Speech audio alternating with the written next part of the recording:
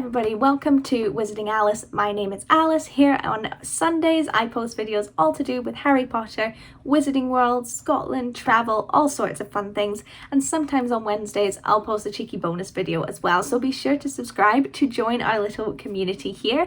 You will see if you watch my last video that I'm wearing the exact same clothes. That's because I literally turned off my camera to end last week's video and then turned it on again to start this week's video. So I definitely recommend checking out last week's video first, because this is part 2 of the Warner Brothers Studio Tour walkthrough. So I went a couple of weeks ago to the Warner Brothers Studio Tour to experience Hogwarts in the snow and to watch the Philosopher's Stone in the Great Hall, which was amazing. I've got a vlog all about that. I recommend checking it out on my channel. And while I was there, I filmed the entire experience because I appreciate there's going to be some people out there who would maybe want to experience the studio tour, and for whatever reason, such as geographical location, you might not get to. So I wanted to make sure that everyone could experience it in some form or another. One thing to note though, and I said this at the beginning of my first video, if you do believe that at some point in your life you are going to be able to visit the studio tour, I don't recommend watching this video series, just because I really think it's best experienced going in completely blind for the first time. So if you are maybe planning to go at some point in the future, click away from this video. I'd rather lose your view than spoil the experience for you. But if you've been before, or you think there's no way I'm ever going to go, then this is maybe a cool way to kind of experience it a little bit. So as I mentioned in my last video, I've done part 1, and that is the first warehouse of the studio tours, and I give a little bit more of an explanation as to how it all works in that video as well. But we're now moving on to studio 2. So warehouse 1, the focus to me is it's really for Harry Potter fans. It's all the props, all the sets, all the things you'd want to see. This second part to me is more about the craft of making a film. It would be really for if you're bringing someone along who's much more into filmmaking than Harry Potter itself. I think they'd really love the second part of this tour. So why don't we just get started and get going with part 2. Okay, so let's get started. I am just going to click play on my pre-edited video so I can sync myself up. Let's go. So we are now in the outside bit. So we've just gone past the train bit and the Mina Lima section from the last video, gone past the Butterbeard cafe bit, and we are now outside. You can see that we're making it snow, which is really fun. And we've got the night bus here. So this outside section is really for the massive things that kind of couldn't fit anywhere else. And you can see they've got Privet Drive there. Unfortunately, I don't know what happened to the house. They have the actual house and you can go in, and there's the living room all set up with all the flying cards and things. They must be doing something to it because you couldn't go in it today, which was a real shame, but it is there normally. So yeah, this is general overview of the courtyard. That's the cafe there. I'm just waiting for these people to do the night bus so that I can go in and show you. Just ignore me adjusting the camera there. But it was pretty dark at this point, but it created quite a cool effect looking around. So now it's my turn to go in. So you can see the inside of the night bus, which is really cool. They did such a good job with this. And you can go up the stairs a little bit, but there's actually not really anything to see up there. So I'm coming out now. I normally would have gone into Privet Drive at this point to have a look. Unfortunately, wasn't able to, which is a real shame. That is the cafe area, the backlot cafe. There's outdoor seating as well. It was actually quite a nice night. And then this is the bridge. So I think this was introduced in Prisoner of Azkaban. It's where Lupin and Harry have their conversation. One of the most poignant scenes, I think, of the whole series. These kids were absolutely, they had the zoomies, is all I'll say, along this bridge. But it's really crookedy and all over the place. It's really cool to walk along. I think you could get some great photo experiences along here. So we're coming out to the other side. One thing, if you skip the first video, I've got a bit of a cough, so deal with it. And then we've got Godric's Hollow. I think this is the Potter house. And it's got a big hole in the ceiling, and it really looks like it's kind of been destroyed, which is cool. So that's awesome. And then a couple of photo opportunities. So we've got the flying car you can go in and get a picture of. And then there's also the flying motorbike that you can get a picture with as well. So lots of photo opportunities here, which is really cool. So that's the outside. There's not too much there, but it's a really cool space. And then we go into the second half of the tour proper. So there's some bathrooms here. And like I said, this really focuses more on the art of making a film and less so a focus on the props. So we can see we've got some infirmary here. You can see the sort of designs. They're so creepy, honestly. They really scare me. And then we've got, I've completely forgotten her name. Mathilda Bagshot. There we go. We've got her model as well, which is also really creepy. I'm just showing you the toilets are down there. So we've got some creature design and masks, which is awesome. Again, this is one of the rooms you could be in there for ages and see new things all the time.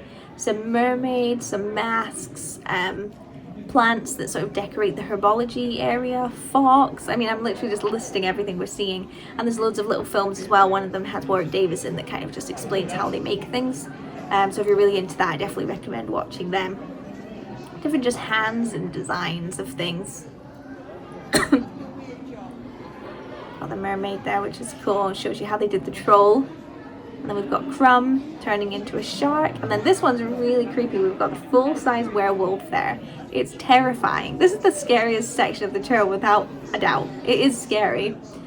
So yeah, again, just sort of showing you how they do things. We've got Grop there, the moving hog's head. There's a little baby Harry up there. I'm going to focus on that in a little bit, but I could not for the life of me think why the little baby Harry was there. I didn't remember seeing it in the film. We've got the creepy little Voldemort soul there. So if you know why there's like a tiny little model of Harry, please let me know.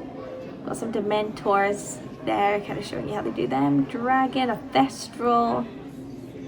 So much to see. Stab Dobby, which is sad. And then this, I've never seen this work properly, but you can make yourself be Dobby, but it never works. It's so funny. And you can make some memes out of that. And we've got some characters as well. So we've got Hermione, Harry, and Dumbledore. I know Hermione's will definitely have been used for the task in the lake in the fourth one. So again, there's that really, really tiny, like sort of weirdly proportioned Harry up the top. So if you know what that's for, please let me know, because it's really creepy. Then we move into sort of creature design. So we've got the sort of basilisk skeleton, Aragog there, a dragon, basilisk head. They're amazing. They're so cool to look at. And then loads of just, you know, models and things. And then another buckbeak there, which is really cool.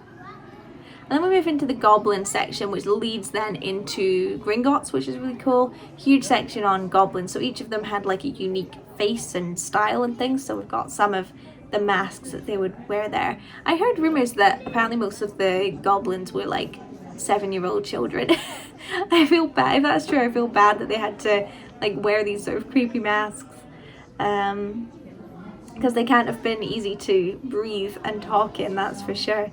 So it kind of shows you some early designs of what the goblins were going to look like, and just sort of process of kind of sculpting and molding someone's face to make a mask that fits them.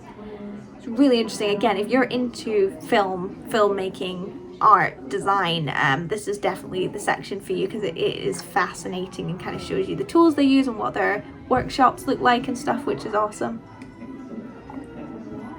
And of course we've got the score blasting, which I absolutely love. Can't really do that in too much detail because I'll get not copywritten, you know what I mean.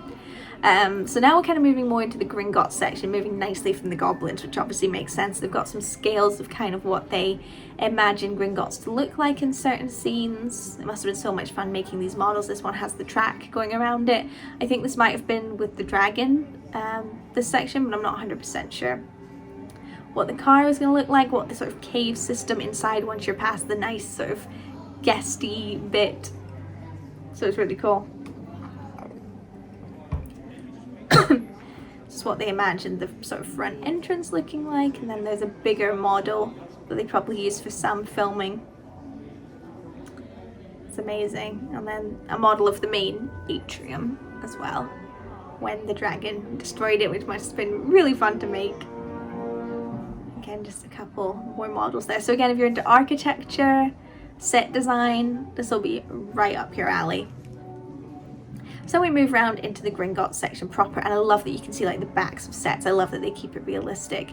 And this is such an amazing corner turn to turn and see the full Gringotts set. It is massive. Huge columns, there's beautiful chandeliers that are crazy. It's so cool to basically be walking the route that, you know, Hagrid and Harry walked in the first film.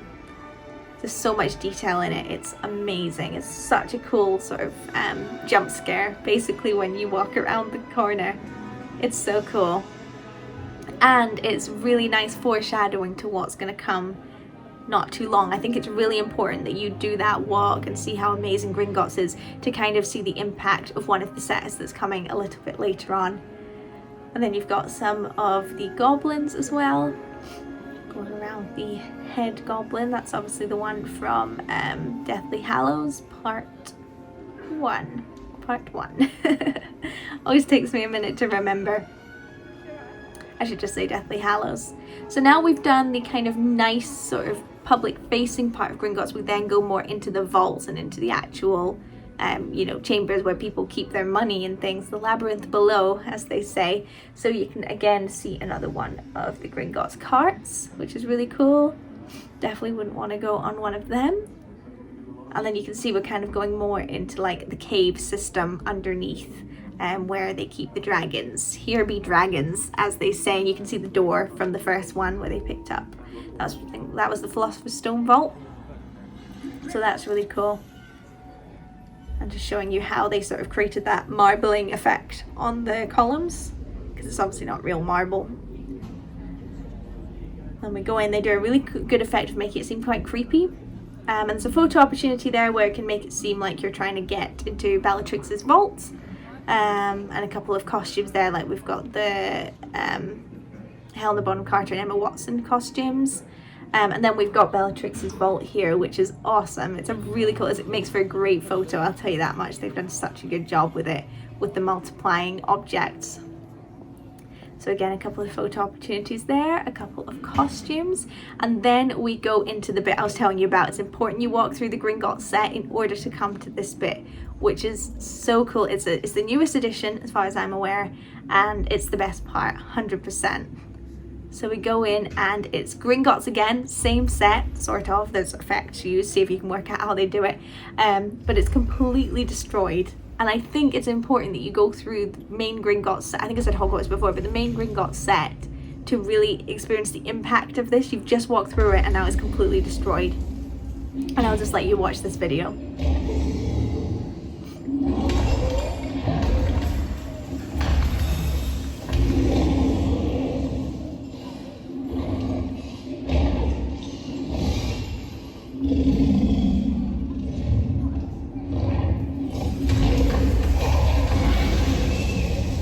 It's genuinely really scary. When you see it for the first time, you don't know it's coming, and you don't really focus too much on the effect and how it works. I mean, once you see how it works, it's really obvious, but it really gets you the first time. And I think there's two different sort of films you can watch of it. There's that one where the dragon's more aggressive, and there's one where the dragon's a bit more curious. So if you've got time, stay and watch it a few times.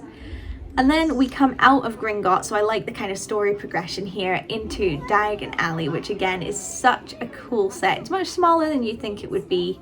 But again, we've got a couple of costumes there. And it's all snowy because it's Hogwarts in the snow at the moment. The snow isn't normally there. But the detail again here is amazing. So we've got things like where you can buy your cauldron. We've got Ollivanders, of course. Weezer's Wizard Wheezers really captures your eye when you first walk in, that's for sure. The apothecary. There's some really amazing things here. So I'm just showing you that it's covered in snow. Ollivander's there. They've done such a good job with it. It really feels like you're in Universal. So you can just see that we've come out of Gringotts there. Sorry about the lighting, it's gone all weird. Again, the apothecary, Quidditch supplies, what's that? Wizarding equipment. Oh, I'm being blinded, you can't see me. Not much I can do about it. Ilove's Owl Emporium. And then of course Weezer's Wizard Wheezers, which is really cool to look at. There's some awesome stuff in the window. I'm gonna move myself around a little bit, there we go. Oh no, that didn't help at all. Is that better? You don't care, you just wanna watch the tour. Madame Malkin's Robes for All Occasions, we've got that as well. So much to look at, it's amazing. And then we round the corner here into someone's workshop. I think they've kind of recreated what someone working on the Harry Potter set would kind of, what their office would kind of look like. Whether it's legitimate or not, I don't know, but it's really, really cool. Kind of like sketching up designs for what things are going to look like, which must have been so much fun. Again, you can see kind of looking at how things will work, what their scale will be. So again, if you've got people who are into this kind of thing, they'll love it. Concept art, again, so they make little models of what they want things to look like the Beauxbatons carriage, Nocturne Alley, the bridge that we walked across earlier, so that's really cool. Quidditch stands, Beauxbaton ship. I mean, imagine you build that, that's amazing. And then a lot of sort of art, which I love. I wish they sold these in the gift shop. Just sort of showing you again how they kind of imagine things looking, and some of them turned out exactly like that, some ended up looking different, a bit like the goblins. It's really cool. And you can see the music is starting to build up. You might be able to hear it, you might not. And that's because we're getting to the climax of the tour, which is 100% the most amazing part, and it is the room that I wish I could sleep in and spend my whole life in.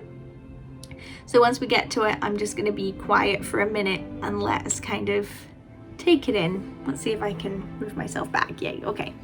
So again, just some more art, and then as we go through this door, we go to a totally, like, the most amazing end to the tour, basically. It's so perfect. So here we go.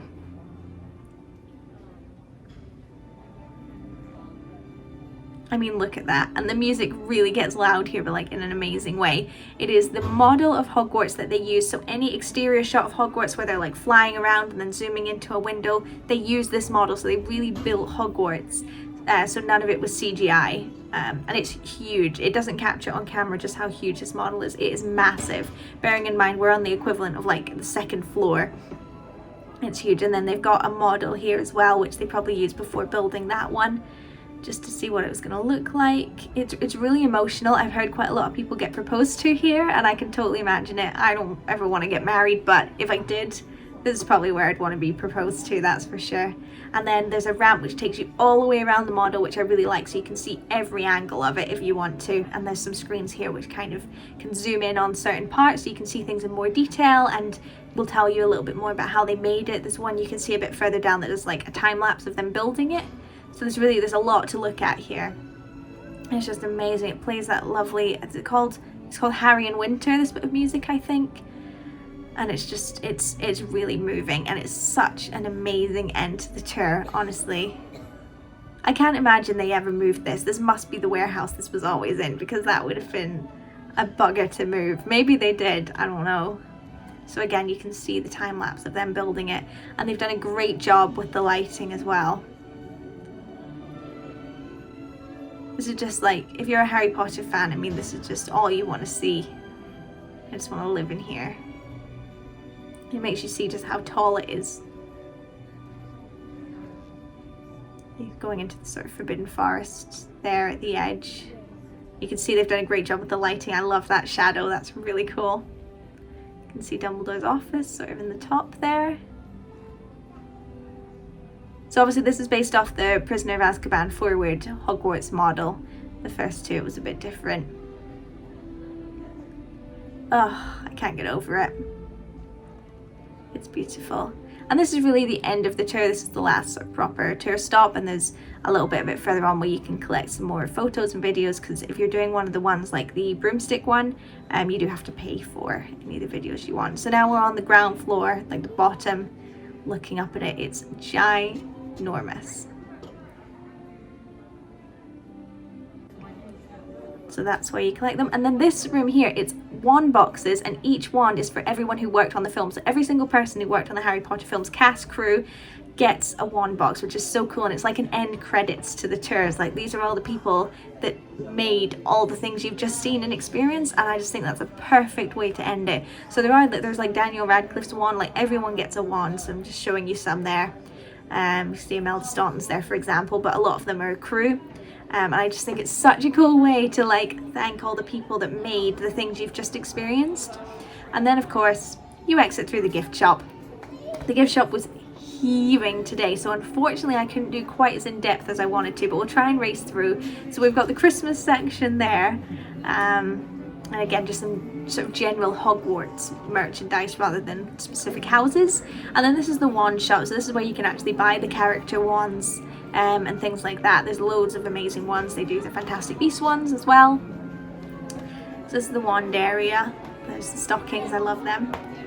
So each section of the shop is themed amazingly. So we're now moving into dark arts. There's lots of Forbidden Forest stuff, lots of Death Eater stuff, that kind of thing.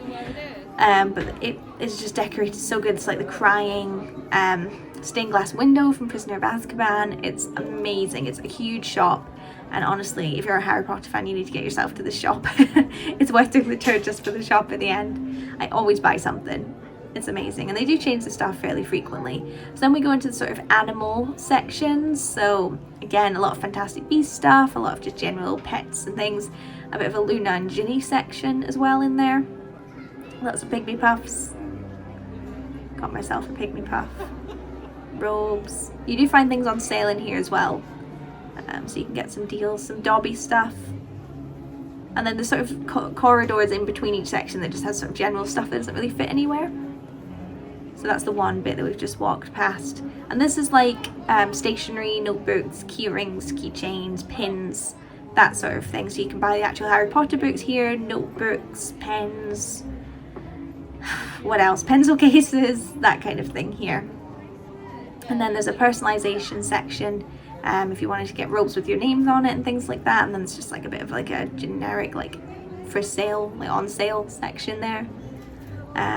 Coming round, this is the Quidditch section, so you can buy the Quidditch balls, and then there's a section for each house as well, which I really like that they split it up that way. You can get the scarves, the Quidditch uniforms, the jumpers, all that sort of stuff. The Gryffindor stuff does tend to be less of it just because it sells out quickly. And then this is your Hogwarts, your school supplies. So this is where you can get the robes and the cardigans and things like that. So if you're a cosplayer, that's probably the section you want to be in, and some of the Christmas jumpers. I do have the Ron one myself. Sorting hats. And this is kind of like your more delicate stuff. So you've got your Christmas baubles, your jewellery, there's a case with some more expensive things in it. And then Punnydukes, which is the coolest section. You can buy Hermione's Yule Ball dress. Punnydukes is awesome. So this is where you can buy your actual edible items, your sweets, your butterbeer, things like that. And there's some Punnydukes branded like cups and plates and things. It's really cool. And then again, just some generic kind of other things that don't really fit anywhere else. Hate that they put Shrewd on the Slytherin stuff, I really do. But that is the end of part 2 of the tour, so that was it. So now we've done part 1 and part 2 and covered the entire studio tour. So I hope you enjoyed it. I hope you felt like you were walking around with a friend that wouldn't shut up. And it gave you a good overview of what the Warner Brothers studio tour is like. It's my second favourite place in the world after Universal and Disney World in Florida, but in the UK it is my favourite place in the entire world. I love it. I'm so glad I got to revisit my trip with you guys and walk through it all and kind of re-experience it and explain some of it, so I hope you enjoyed it too. So please be sure to like and subscribe if you'd like to see more Harry Potter related content. I'm really excited about things I've got coming up, particularly going into next year. I can't wait. And be sure to follow me on social media as well. I've got my Twitter and Instagram link below. I'm really trying to kind of build a bit more of a following and a bit more of a brand on there, so please be sure to do that. And until then, I will see you next time. Bye.